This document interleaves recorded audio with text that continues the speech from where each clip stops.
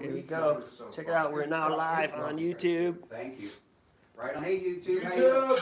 Coffin Comics TV is cross-streaming with economics and economics and comics. Hey, yeah. They can't guarantee a CGC 9.8, guys. No, No. You know, I'm sure they'll give you the best copy depending on how many they send. I mean, you send extras usually. On this, you can't really send extras. So we don't do the extra thing. However, I mean, because most of our books are serial numbered.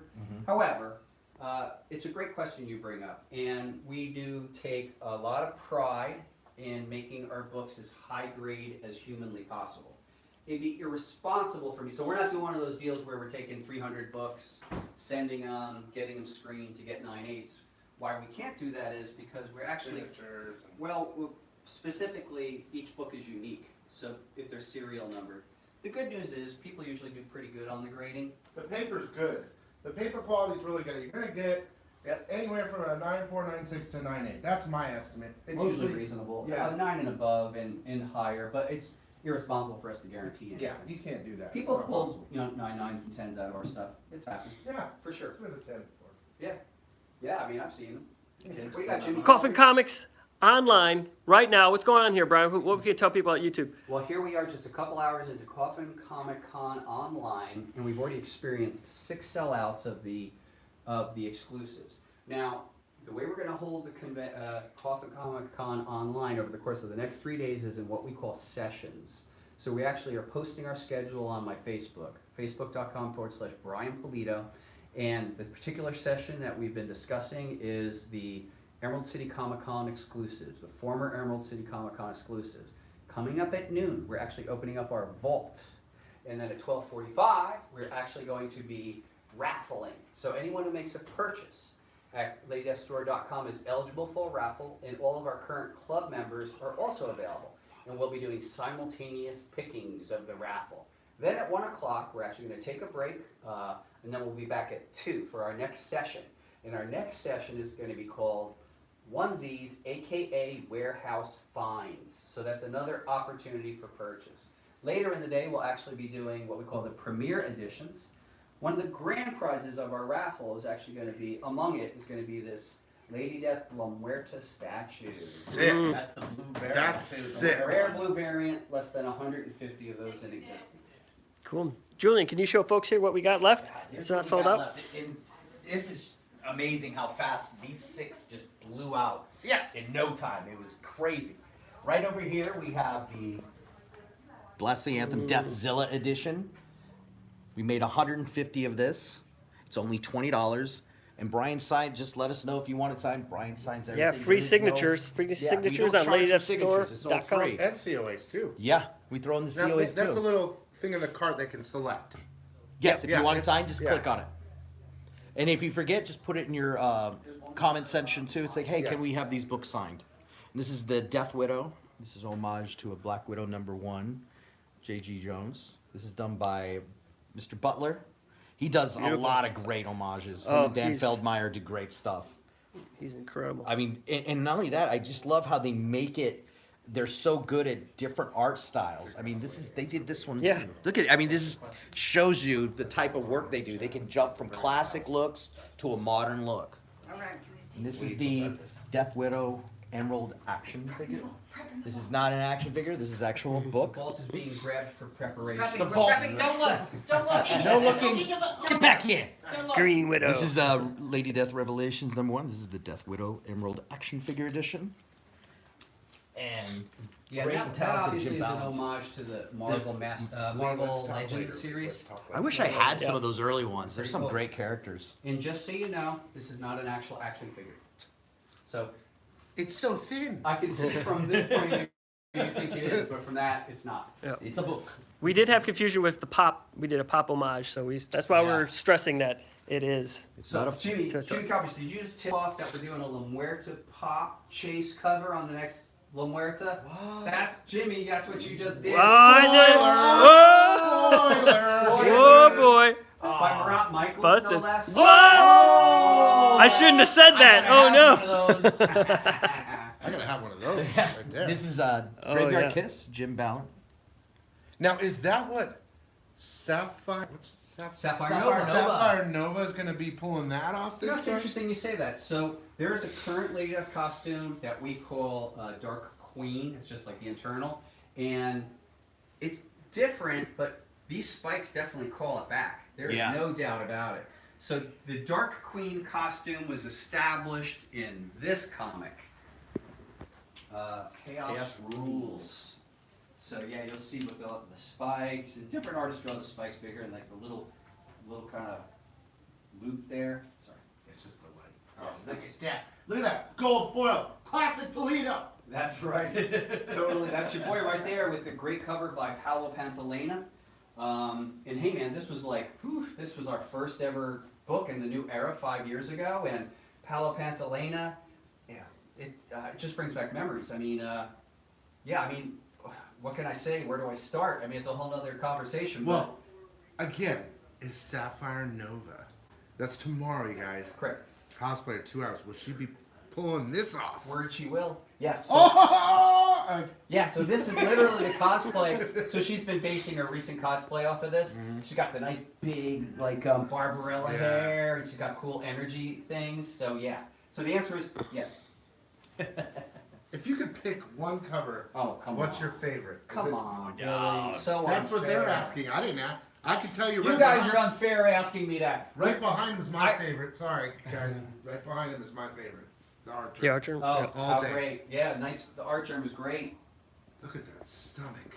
Something I'll never have. Well, I mean, too early to say, but you know, we are negotiating with the Art Germ team for the potential of a future one. It is not in any way, shape, or form signed, sealed, and delivered, so it's out there as a possibility. Would be great. We certainly have just recently worked with one of Art Germ's manager, Kendrick Lim. Oh, fire. Fire! Hello. So on our current Kickstarter, he did the naughty version. I ordered one of those You have very good taste. and the Lao. In the Warren Lau Jewel Edition. Absolutely. So good. Yeah, so this is a great image. I guess I get entranced by some of the most recent ones. It's kind of weird, guys. Like, look at it this way. Like, quite a lot of my life is I'm looking here. So I'm either looking at a screen and like stuff comes in front. You know, it's fascinating. Comics is very deadline driven. There could be daily, there could be weekly, monthly, quarterly, yearly deadlines, but frequently I'm looking at a screen and stuff's coming and going and coming and going. So there's not a ton of time to reflect. But what I like to imagine is like whatever it is, the latest thing that we're doing is the most exciting. So I tend to look at it that way. I have to give a big up to Mr. Stephen Hughes for the cover of Lady Death 1, because it's the one that launched the character. There is no doubt about it. You know, we saw it happen. Hughes and I actually worked out the layout. There was an original layout, and you know, this is where we kind of get contentious, where after that intangible thing. Sometimes you don't know what it is, but when it's there, you know it. Mhm. And so there was original layout, and I think she was just sort of like this. And it was still like a nice #1 cover layout.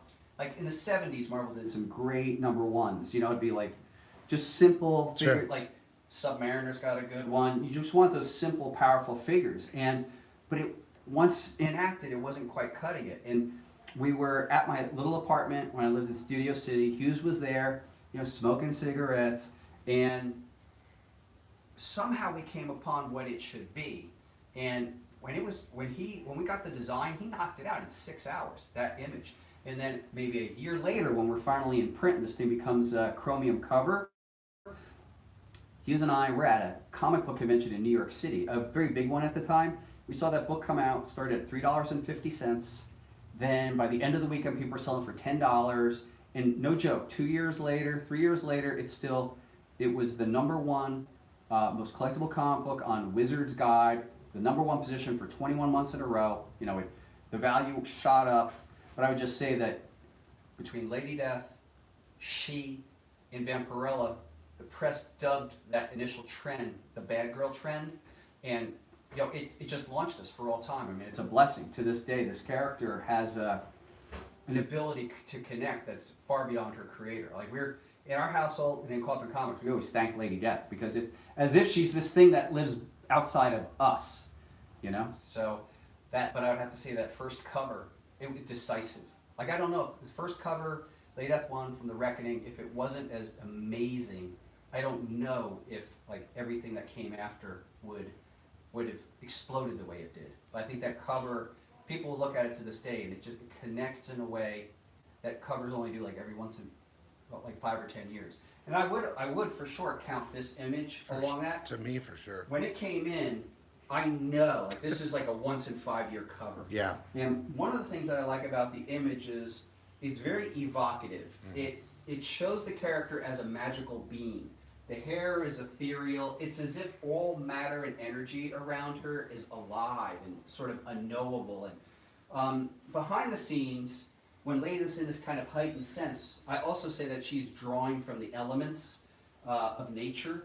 And so I could almost imagine unconsciously she's pulling energy from the earth itself. And so I think he did a great job of that. And getting that image in was a great reminder, because now we're entering into this era of Lady Death, malevolent decimation, where she is an evil creature, where the magic is far more apparent. Like if, in this new storyline, she doesn't walk, she floats. Her hair is all alive as if she's in water. And I think this image was a good reminder for us, because we were working on the storyline now about a year ago. It reminds me of this one of my other favorite covers. Oh, this is amazing. Like, Julie Bell. Julie Bell. Yeah, I have one of those signed in my personal collection, but it's got almost the same feel like you're saying, the magical, the flowing hair. It's very similar. Yeah, it's clear in those images that she's a magical being, and that even she doesn't know where she's drawing the energy from. You That's the original, right? Or, yes, that's original. this is the original. That is the So original. what do I need to do? You just have to come here and enjoy it. Damn it. You just have to come for a tour of HQ to enjoy it, really. I remember when the Lady Death one came out, because I was doing retail, I just started. That book was just flying off shelves. Oh yeah, man. Boom. Yeah, I it mean, was people were surprising to grabbing us. It's the new wall section, Oops, sorry, had, sorry. everything laid out alphabetically, and it's just like boom, boom. There was a big hole. I think we probably sold out that day, and it was hard Something getting about more it. copies. It just grabbed. It had the people. thing. Yeah, in that chrome. That was It definitely sexy. had the thing. You guys seriously were, to me, like the first to bring, goddess art. Is a good way that I could put it. And all us guys and girls too just can't. We have to have it. It's interesting. I didn't know better. I've been a comic book reader and fan actively since 1974. So when I started doing my own comics, I was doing comics that I just didn't see reflected out there in the marketplace. And it was really just coming as, I'm always kind of making sure I'm just coming from a real place for me. And so as a guy being raised mainly by mom and sister, I was used to seeing Lady Death being shot callers, and I also don't have apologies for how we portray stuff, where ladies have the sexy and they're still calling shots. So Lady Death was just a natural expression for me. It wasn't cynical marketplace ploy or anything. I think concurrently, Billy Tucci over there with She was kind of coming from the same place.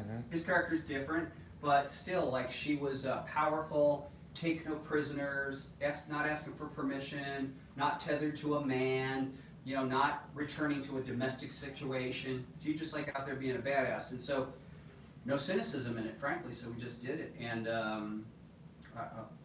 it's what I like to do.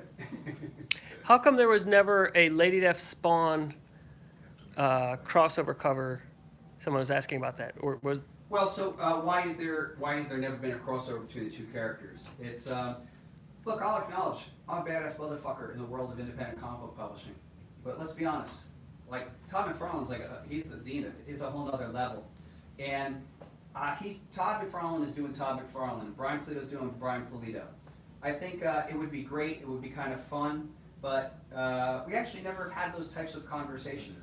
So I don't know why. I think when people were more interested in doing crossovers, it was just a different time. So really, we're not actively looking at crossovers either. You guys did that Hero Initiative print though. Yes, You yeah, did that was do fun. that. So we did do a print for Hero Initiative. That was cool. So it was the 20th anniversary of the first appearance of Lady Death, and it was the 20th anniversary of Spawn. So we did this image. It was brought together by the team at the time, Phoenix Fan Fusion, Back then, Phoenix Comic Con. Phoenix Comic Con, and we put it together. And yeah, it was pretty. I thought it was amazing. Yeah, Could be the air conditioning.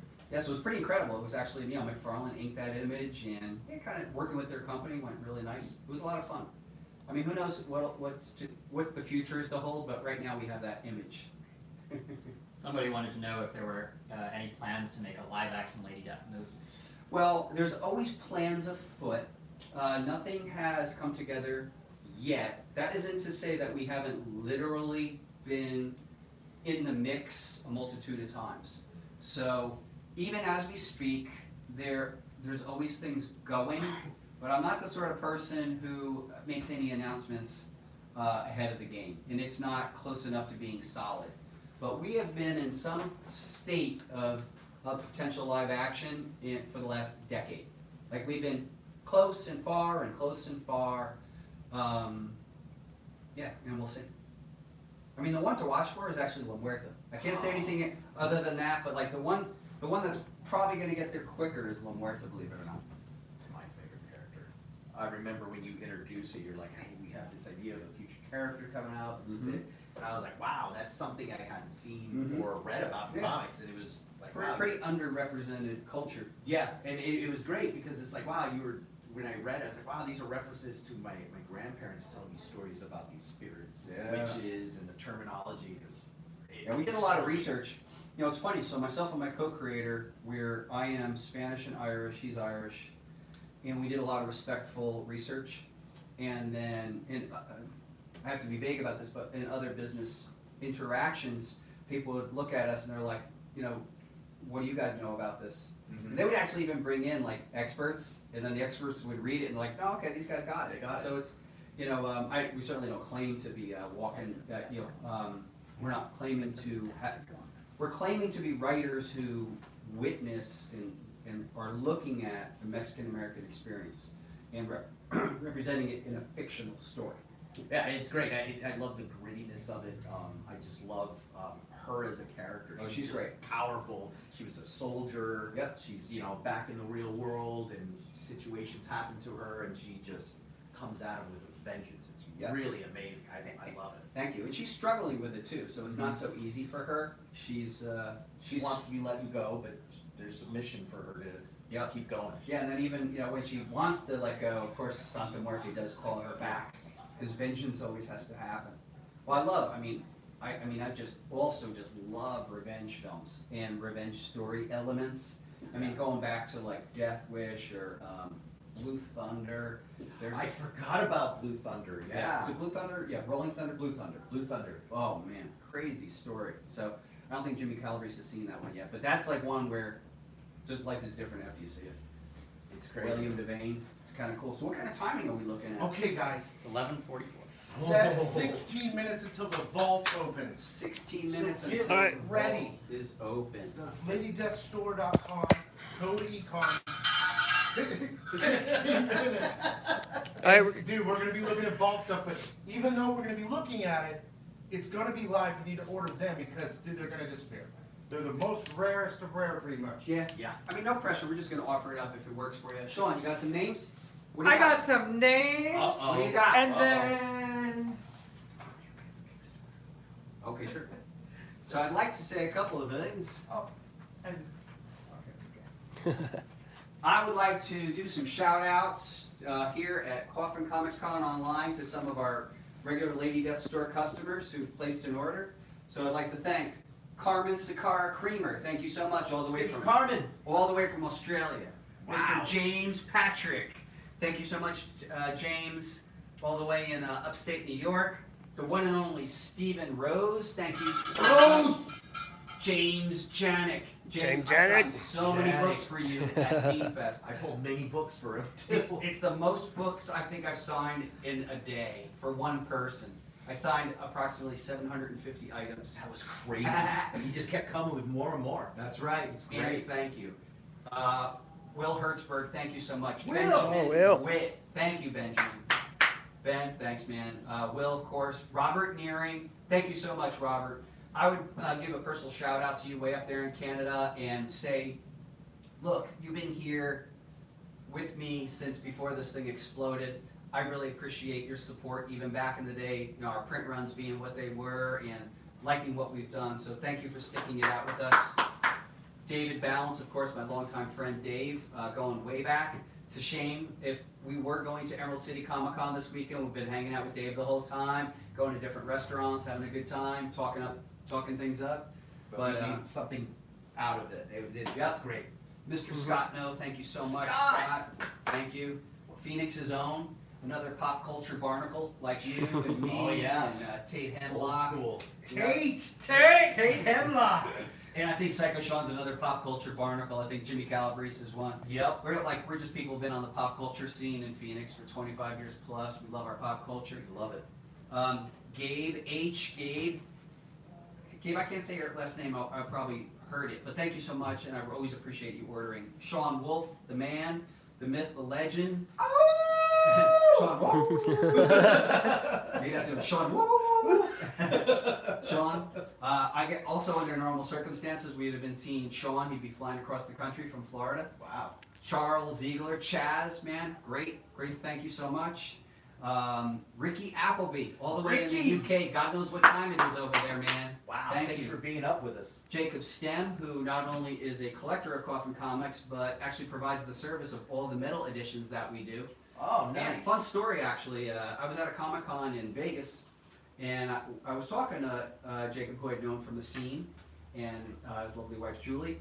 And I said to him, I really wish I could do a metal comic cover. And he said, I can do that. Now people say stuff like that, and you're like, yeah. But I gave him a shot. He seemed like a reasonable enough person. I sent him a file. He had it right to size. We affixed the first metal. This was maybe 6-7 years ago, and it really came to pass. And ever since then, their company has grown as well. And we make all our metal comic book covers and our metal prints and our metal trading cards. We call them Metallica cards. With those guys. Speaking of metallic cards. Speaking of Metallica cards, Speaking Psycho of Sean's metallic cards, for our Kickstarter, metallic cards are almost gone. Wow. So get in there. We've got that metallic card set where you get the beautiful metallic cards. Some of which, those cards, that's the only way you can get those cards is through the metallic cards set. And it does come with the premiere edition of our newest book as well. So. We do have a Kickstarter going on. That's why we got anything to that. So- we're moving. Here, let me help you out with that. So Sean whispered in my ear and said, remind people we have a Kickstarter going on. So I'm here to say, it's true. Lady Death Malevolent Decimation Kickstarter. It's got 8 days left. As we stand, it is the #1 most funded comic book Kickstarter of all time. It's our biggest Kickstarter of all time. So I do cordially invite you to investigate it at Kickstarter.com. Go in the search, put in Lady Death, and consider our wares. Certainly throughout the weekend, we'll be talking a little bit more about that. One of the items that we were offering, which sold out within an hour, is now finally in stock, and that is the Lady Death Platinum Statue. The Lady Death Platinum Statue. I guess I guessed wrong on this one. There were 200 copies, and they sold through in less than 2 hours, but they are finally in stock. They do come with the custom. Well, you mean in stock? They just arrived. Okay, yes, I'm sorry. What I mean by in stock is they've arrived at HQ. So we have them now. They are sold through. I apologize. They turned out really, really pretty. Those went really quick. Let's continue my shout outs. Chris Martin, thank you, Chris. Always a pleasure. Frank G out there in Germany, thank you so much. Chris Cosgrove, Jennifer Nimitz up there in Canada. Thank you so much for doing that trade with me so that I could get a couple more of the phone cards that are missing in my collection. Big up, of course, to Gidget Hudson, which also translates to Troy Hudson. Yeah, the Hudsons. The Hudsons. Hudsons. Now, when I say Gidget, I don't mean ginger, I mean Gidget. And then, of course, Kunal. Kunal P, all the way Kunal. over in New Zealand. Thank you so much, everybody. Legendary Kunal. Thank you so much to our people out there. So what kind of time are we looking at, Jimmy Calabrese? Yeah, we got 10 minutes up. Can we sign off on YouTube here? Tell everyone. We're going to sign off on YouTube. Thank you so much, Coffin Comics TV. Really appreciate you listening in. And we're going to be back because we have Thursday, Friday, and Saturday of Coffin Comics Con online. Thanks for watching. Economics and